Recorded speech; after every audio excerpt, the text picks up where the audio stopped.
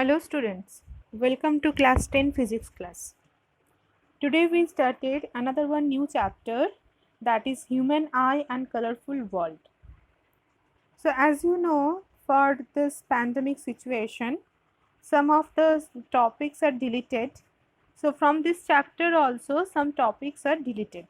Okay, that the disease of the eye, how eye working principle of eye lens, that portion will delete it.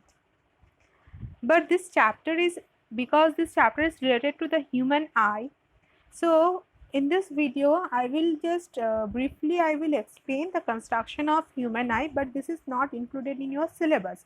So if for your knowledge purpose I will give this video or this notes. Okay, so in your syllabus this construction of eye is not there, but in a competitive exam, for competitive exam it will, some questions also it will come from this construction of human eye. Those are given that competitive exams. Okay, so without any delays let's start with the today's class. So first topic is the construction of human eye. Here I will draw the diagram of it is not necessary for you, so don't practice it. Just for your knowledge purpose you have to know these terms. Okay, this is a diagram, this is a better diagram for the human eye. I am not a good artist, whatever I have I will draw this one. I know I am not, it is not so good. If you want you also take help from your NCERT book, but because this is not included in your syllabus, that's why no problem. Okay, this is a section view of a human eye. Human eye is consist of many consist with many what it says, many components. Okay, it consists with a one by one we also discuss that it consists with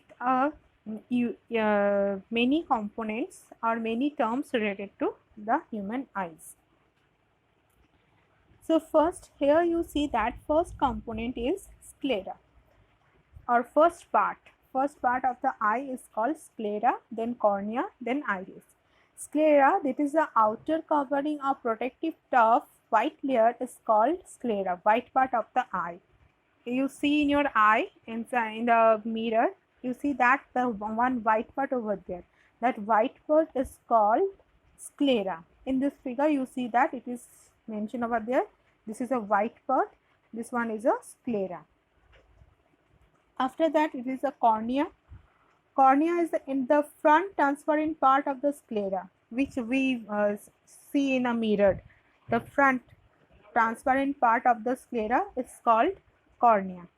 Light enters the eye through the cornea. Light enters the eye through the cornea.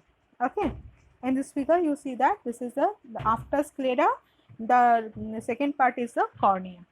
Okay, this is a front transparent part.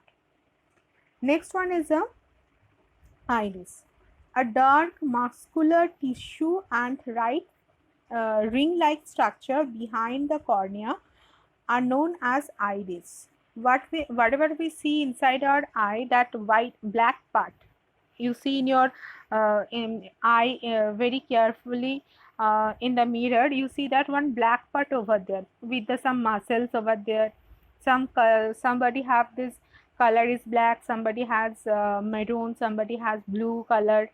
Okay, that part, that is the ring like structure. Okay, that is a muscular part. It is consists with the muscles, tissues. That one is called the iris. It is a part behind the cornea. The color of the iris actually indicate the color of the eye. The iris also helps to regulate or adjust the exposure by adjusting the iris. If you enlarge your eye or compress your eye, the hole inside the iris, it will also increase or decrease. you see that once you try to in your home, go and stand in front of the mirror very close and see. Once you just enlarge your eye and then you compress your eye, you see that the hole that make with this iris, it will either increases or the decreases in these two cases. So increase or decrease means it adjusts how much amount of light enters in our eyes for see that image. Whatever the image is there, is object is placed over there, we see the image of that object, and this also depends upon the distance of the object from you. Okay. Next part of the eye, after that, that is pupil, that hole-like structure which is increase and decrease, that or the gap between the iris, the small opening in the iris is known as a pupil. Its size is controlled by the help of the iris. Sometimes it will enlarge, sometimes it will decrease. It controls the amount of light that enters our eyes. When we see the near object, very near object, so we, without any disturbance of our eye, we can easily see the object. So little bit if we increase that distance, so we adjust our eyes like this way that we can see the clear picture of that object. And for the far object, we also adjust our eye like that way. So adjust means we adjust the pupil, and the pupil is adjusted by the iris, that how much amount of light enters in our eye, so we can see the clear image of that respective object. That is a function of pupil. Then its lens, this is a lens. Okay, this is called crystal lens. The lens is present in our eyes, that is called crystal lens. It is present behind the pupil, and whenever light will enter through the pupil, it will be refracted through the lens. There is a transparent structure called lens. By the action of ciliary muscle, it changes its shape to focus light on the retina.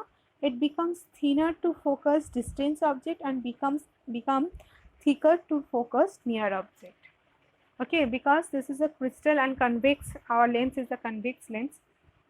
As per the object distance, for if any object is placed near the very near distance, so we adjust the focal length, that means it will become thicker. And this adjustment of lens, when it will thin, when it will thick, that is made by the ciliary lens. So this lens is attached with the ciliary muscles, flexible ciliary muscle. So if it will not flexible, then it will not converge or diverge. Okay, and converge and diverge, it's happening due to the respective position of the object. For the distant object, the focus or the width of the lens will be thinner, and for nearby object, the width of the lens will be thicker. After the lens, that will be retina. Retina, you see, this is the ciliary muscle here, the hair-like structure. This is mentioned about there. This is called ciliary muscles. With the ciliary muscles, lens are held in its place, and with the help of the ciliary muscles, this lens sometimes it will be thicker, sometimes it will be thinner. Okay, and these muscles are the flexible muscles. So next is a retina. Retina acts as a screen for human eye, where the image is formed. Okay, so because the convex mirror is there, convex mirror means real inverted image is formed. So for real image, we need a screen, because we can obtain the image on the screen, that is called real image. So here the retina acts as a screen where the image is formed for that respective object. And this retina is consist with two light sensitive cells, nerve cells. Two light sensitive cells. One is a rod cells, another one is a cone cells. This retina is consist with two types of light sensitive cells, nerve cells. One is a cone cell, another one is a rod cell. It converts the images formed by the lens into the electrical impulses. These electrical impulses then transmitted to the brain through the optic nerve. So let's first discuss the cone cells and rod cells, then we discuss the optic nerve. So cone cells are the nerve cells which present on the retina and which are sensitive to bright light. This helps to detail, control and color vision. And rod cell are the optic nerve cell which is more sensitive to dim light. They help in peripheral vision. That means normally the rod cells for intensity of light.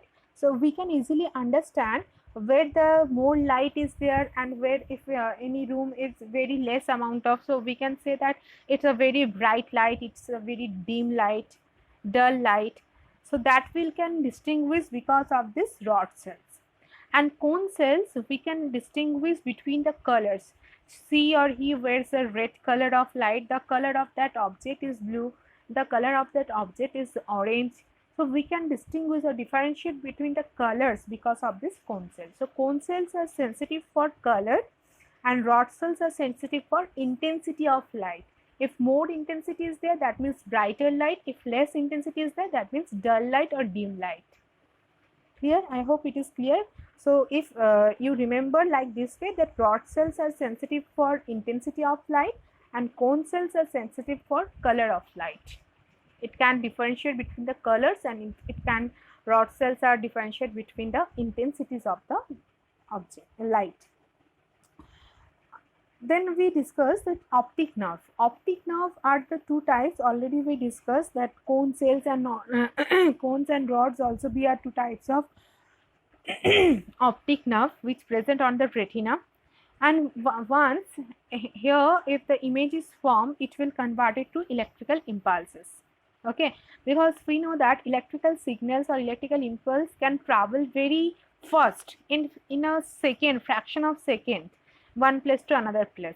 Okay, that's why this whatever the image is formed, it on the retina, it will convert it to the electrical signal, and that electrical signal is transferred through the nerve cells, that is called optical nerve. That's why optic related to light, that's why this is called optical nerve or optic nerve to the brain.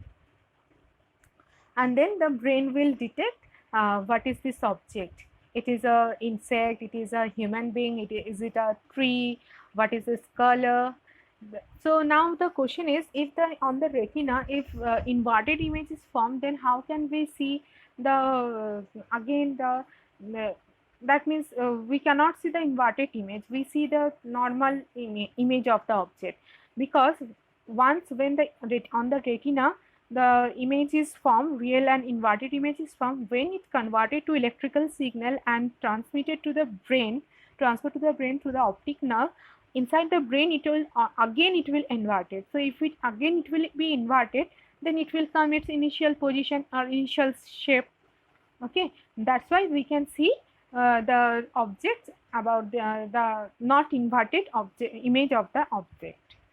We cannot see the उल्टा image of the object. Okay, तुम लोग क्या देखते हो, क्या उल्टा एक tree है, तुम क्या आंखों से क्या ट्री को उल्टा देखते हो? नहीं देखते हो. क्यों नहीं देखते हो? क्योंकि ब्रेन उसको सीधा कर देता है. Okay. At the junction of the optic nerve and the retina, one point is there where the retina and optic nerves are connected. There is, in that point, no sensitive cells are present. In that, on the retina, rod cells or cone cells are present. It's okay, but they have some limited area. Up to that limited area, they are present.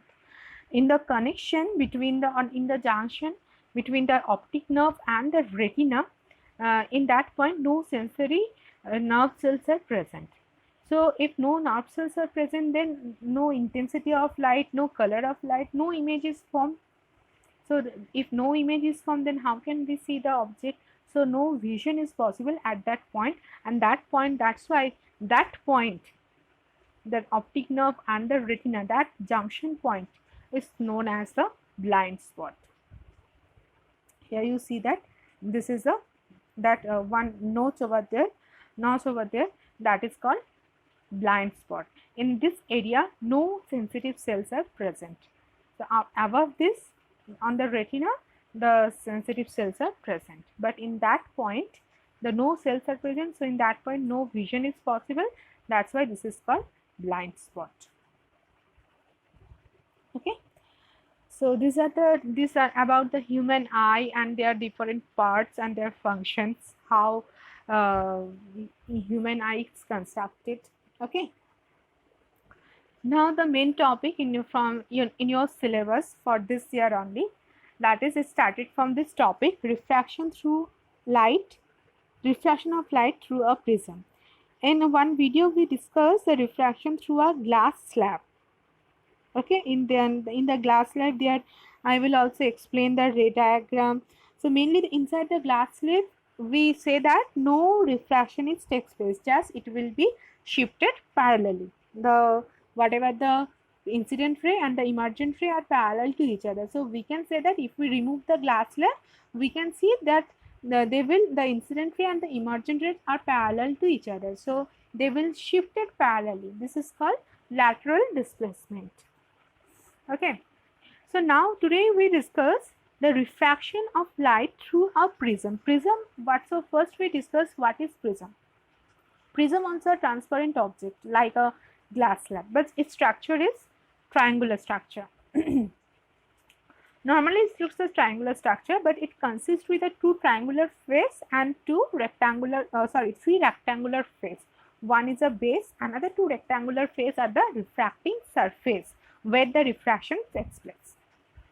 And these two refracting surface are inclined at a certain angle, that is called angle of prism, as shown in this figure, and it forms this triangular shape, two triangular shape, one is a front, another one is at back.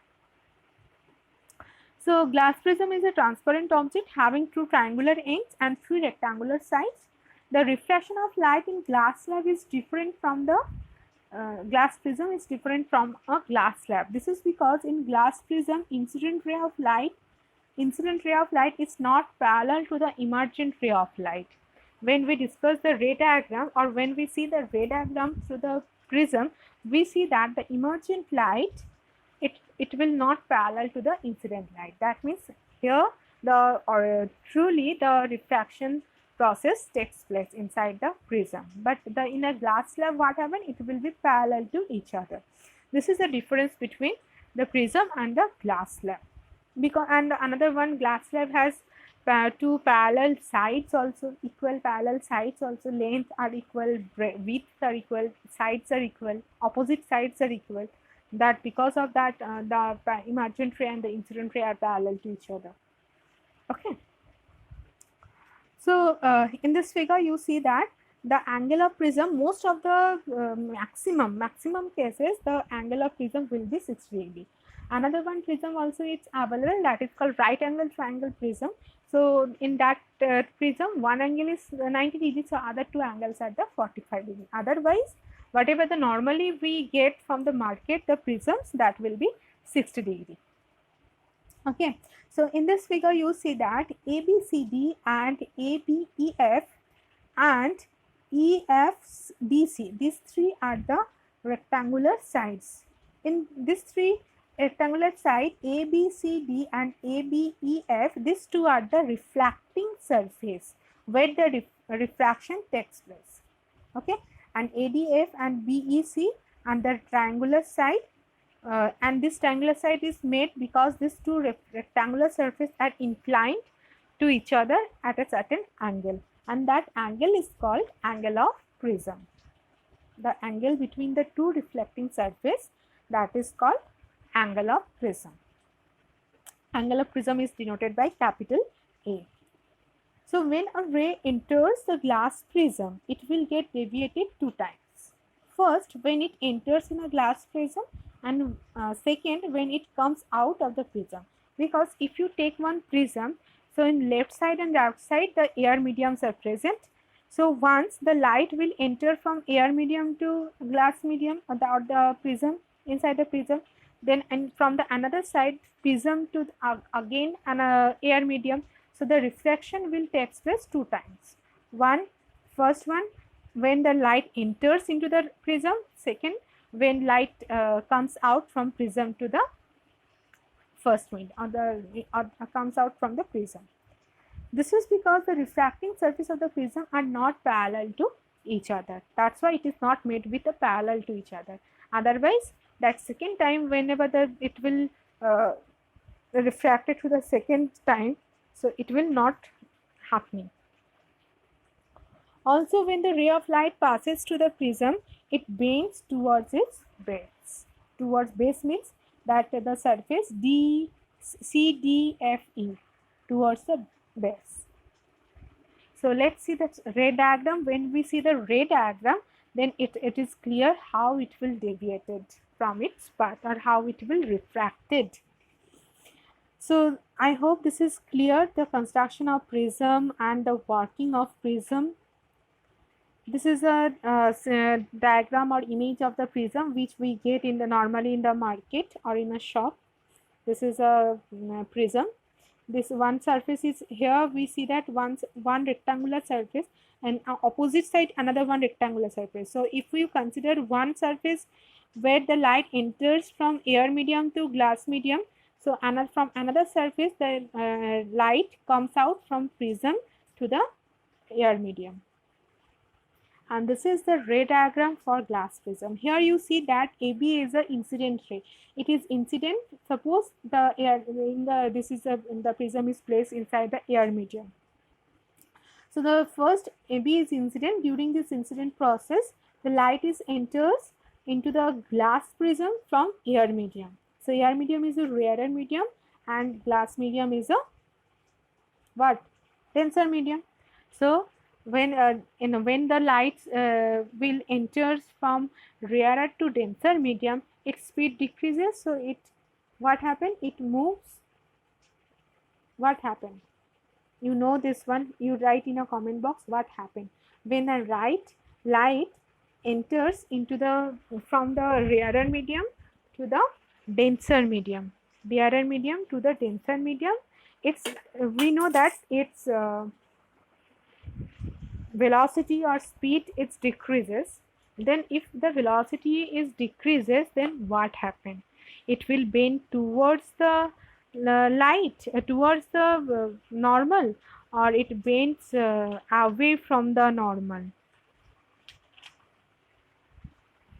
Yes, I know everybody, I hope everybody knows that in first chapter when we start the light refraction chapter, that whenever light enters from rarer to denser medium, it bends towards its normal.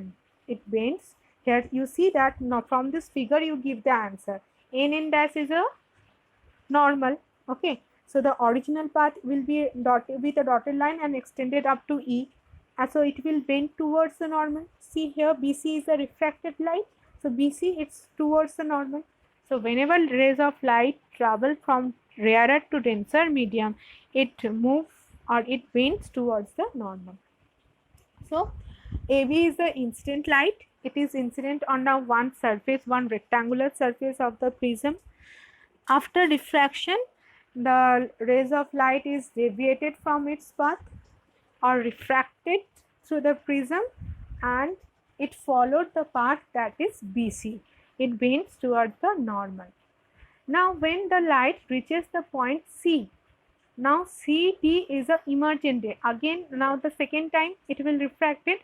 So the CD is the emergent ray. In that case, the ray of light comes out from denser to rarer medium. So denser to rarer medium means the speed of light is again increases and it far away from the normal. So in this figure, you see that N dash is the first normal for the first case, and M dash is the second normal for the second case. So through point C, the light will far away from the normal, and it will emergent from the prism. That is CD represent the emergent ray of light. Now if we increase or extend this emergent ray inside the prism, you see that up to O. So where this incident ray and the emergent rays are cut together, it form one angle. You see that it is also mentioned over there that two rays, the original incident ray up to E, which one is extended. That's why we draw in a dotted line. So whenever you also draw this ray diagram through the prism, you also draw this extended part of the incident ray and the emergent ray with a dotted sign, because inside the glass prism we imagine that one, but this is not happening. We imagine that one. So where the original incident ray is cut with a or is coincide with a extended emergent ray, there one angle is formed. This angle is called angle of deviation. This angle is called angle of deviation. That means the original path of the incident ray is AE, but due to the presence of another one denser medium or the presence of the prism, the incident ray deviated by this angle, whatever the angle we measure with a protector. If suppose the angle of deviation is 30 degree, so the incident ray will deviate at 30 degree through the prism. Okay, so angle of deviation gives us the how much the light rays are deviated from its original path. So this is the working principle of prism, and this is a ray diagram for prism. So this is very important. You have to practice it, and carefully you also with a level. Okay, so if you draw this one, so here like this way you also mention that incident ray, emergent ray, angle of deviation, and also here it is not mentioned that PQR is a prism, angle P is a angle of prism. You also mention this one. Okay. And here you see that once we here one line, when ray of light passes to the prism, it bends towards its base. You see that the AB is the incident ray after deviation, after refraction, in which side base is QR. QR is the base of the prism, so it bends towards the base. BC towards the base. The normal original line is ABE, but it followed the path ABCD. Okay, so BC is a reflected ray. So BC reflected which side? Towards the base. Understood? Okay. Next one is the dispersion of light. This is also used where we use the prism. Okay, one application of prism, we can say that. So this dispersion of light you also studied in class 8. Sorry, not class 8 or class 7. I don't remember clearly, but in 7 or 8. Okay, you just studied this dispersion of light. This is first discovered by Sir Isaac Newton, and he discovered that the white light is consist with 7 color of light. Whenever white light is passed through a glass screen, any transparent glass medium, it will break in 7 color of light. If we placed one screen another side of the prism, we get the 7 bands of the light, 7 colored bands of the light. So we can say that the white light is consist with a 7 color of light, and that 7 color is nothing but the Vibgyor. You know this name, that's why I will not explain these terms. Vibgyor, you also, the example is rainbow, you know this color. So violet is formed at the bottom first, so that's why we written the name from bottom to upward side, lower to upper. So the process of white light into the process of splitting of white light into 7 colors of light on passing through a transparent medium. So transparent medium, now your question only to the prism? No, any transparent medium. Any transparent medium, if you placed and if the white light is passes through that transparent medium, it will split it into the 7 color of light. That process is called dispersion of light. Clear? And whatever the band is formed on the screen, band of 7 colors are formed when a beam of white light is passes through a glass prism or any transparent medium. that band or that band on the screen, this is called spectrum of white light. That splitting up of white light in 7 color of light. So on the screen we see that 7 colors, 7 bands of the color. So that is called spectrum of white light. So dispersion of white light happens. Why it will happening? Because the angle of refraction of light is different, color is different. For red color it will be different. For angle of refraction, for blue color it will be different, for green color it will be different, while they will passes through the transparent medium. For example, suppose red color we get at the top, but the violet color we get at the least. Why? The red color deviates least.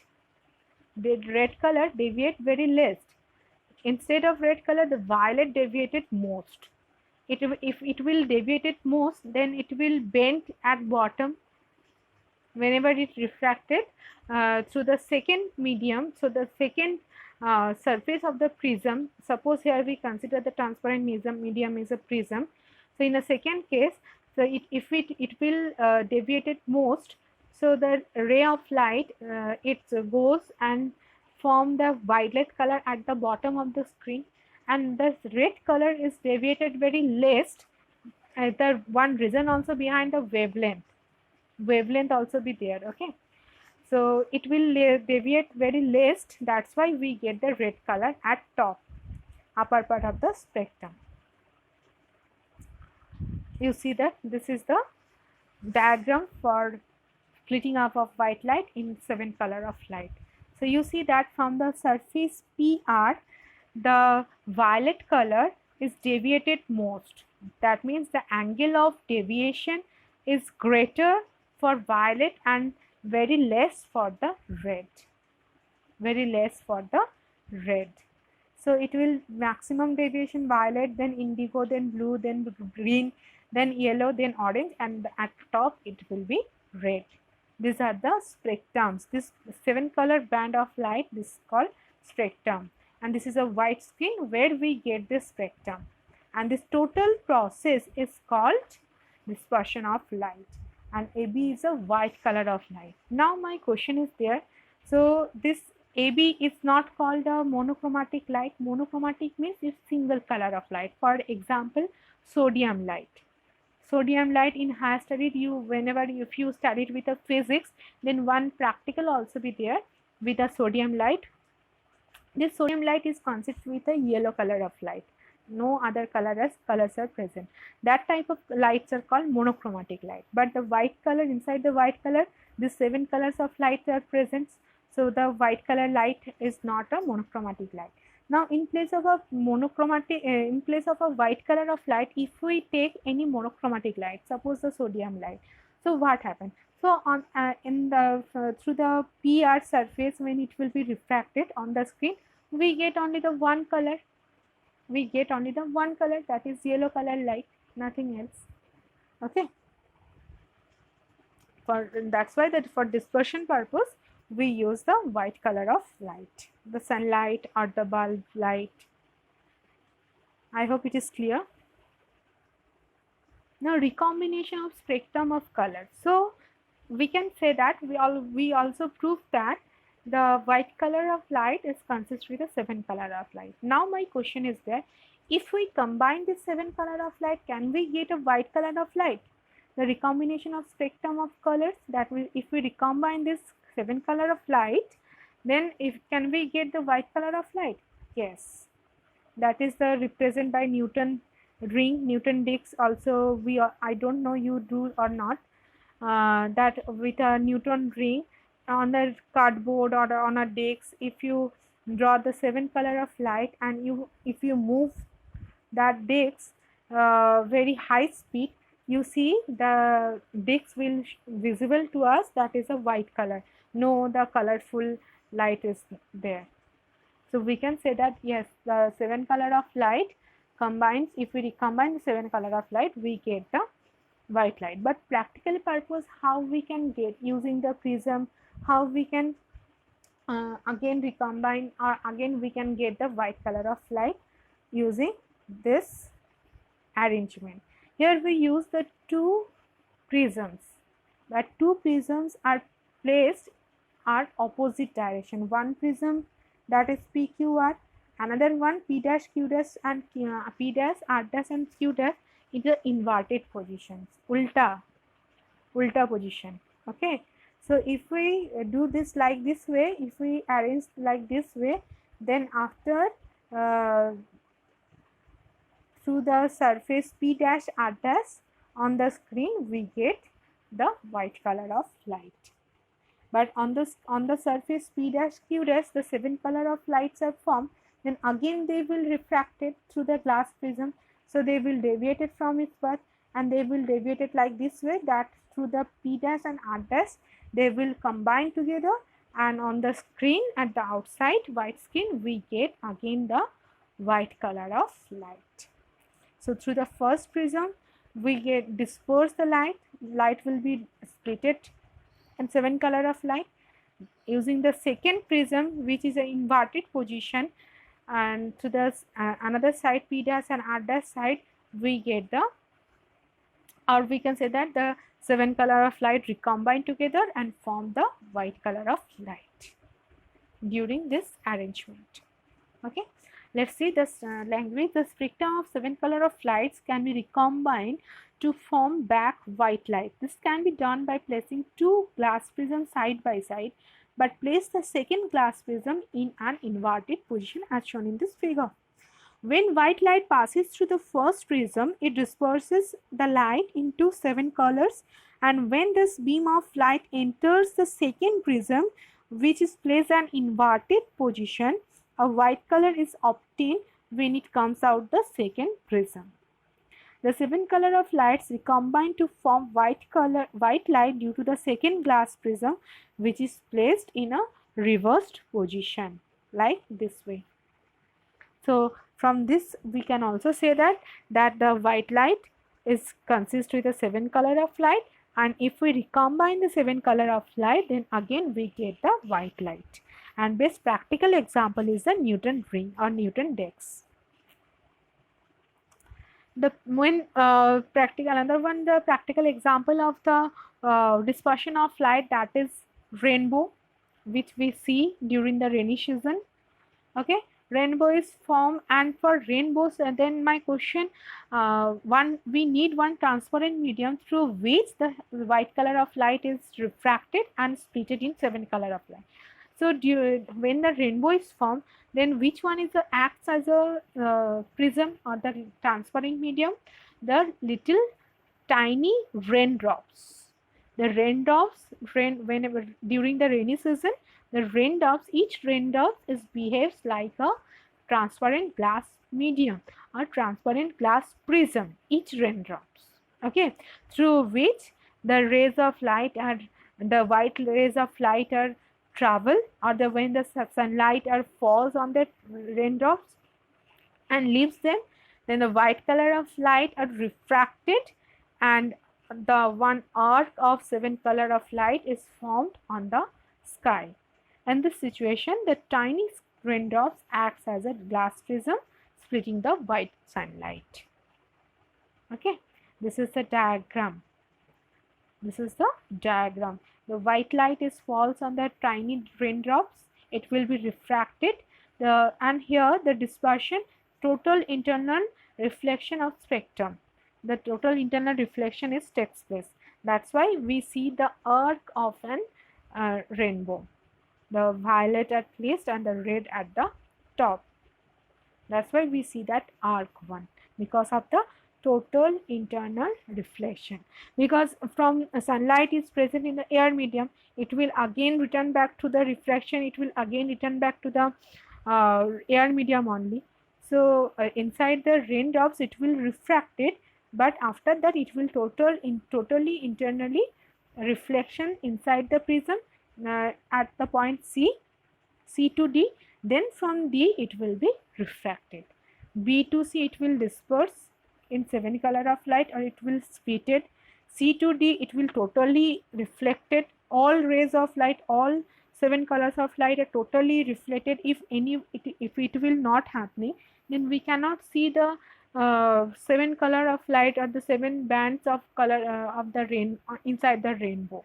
If one color is goes out, then how can we see that color of light? That's why at point, whenever the white light or the sunlight enters through point B, at point B it will divide in 7 color of light, and from point C it will totally internally reflected inside the raindrop, and from D it then inside the raindrop the refractive index is different, outside the raindrop in refractive index is different. So from D it will be refracted and form an arc of a rainbow of 7 color of light. This is a diagram to formation of rainbow. I hope it is clear now. Now next video we discuss the atmospheric refraction and some application, the twinkling of stars before the sunset and the sunrise. We see the color of the light is the color of the sky is red, white happening. Okay, the blue color of light, why we see the color of the sky is blue. Okay, this we all discuss in our next class, that is scattering of light. Another one, phenomena of light. This is one part, dispersion of light. This is one process, one part of the refraction of light. Scattering of light, this is another one part or another one process which is it is not similar to with a dispersion of light. And sometimes in the examination hall the students will nervous and they will mixed up between the dispersion of light and the scattering of light. So be careful, you have to understand this dispersion of light, it's a different thing, and the scattering of light or the atmospheric refraction is a different thing. I hope it is clear, but still if you have any problem regarding this dispersion of light, because the first part, the construction of human eye, is not there inside your syllabus. So from the prism your syllabus is started. So if you have any problem regarding this dispersion of light, please text me in the or please comment in a comment box. Surely I will clear your doubts. Thank you. Have a nice day. Stay home, stay safe. Tata.